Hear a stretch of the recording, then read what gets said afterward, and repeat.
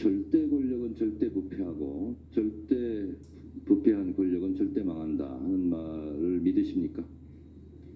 그래야 하니까 그럴 것이라고 네. 확신합니다.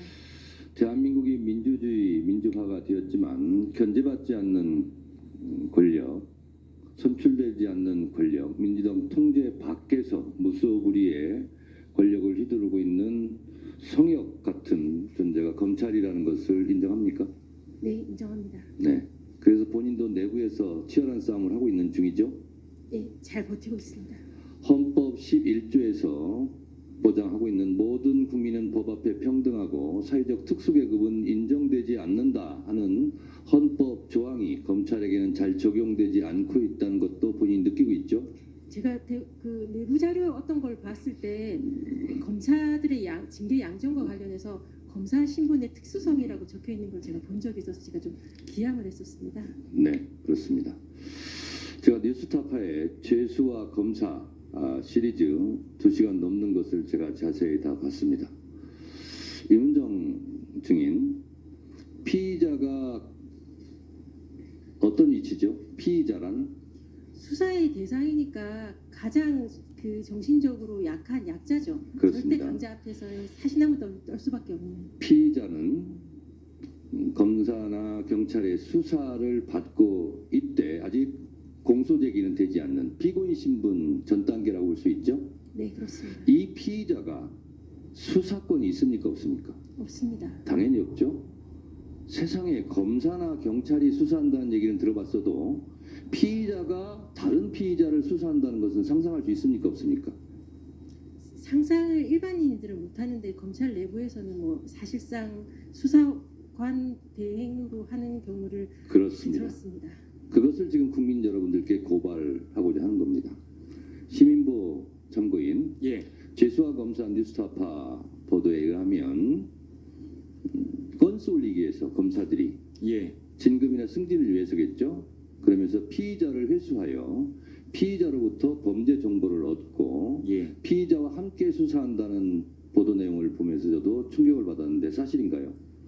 예, 저희가 취재한 한에서는 사실로 볼 만한 근거가 굉장히 많았습니다. 네.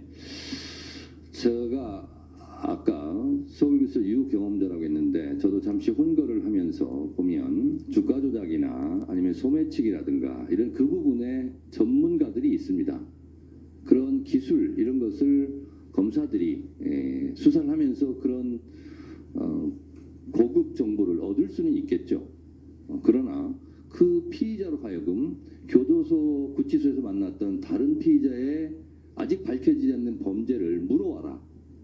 마치 딱새처럼 물어와라. 그리고 그걸 가지고 같이 공동 수사를 해서 검사의 건수 올리기 성과를 내는데 피의자를 동원해서 피의자를 수사관처럼 부리고 있다 하는 것은 범죄입니까? 범죄 아닙니까?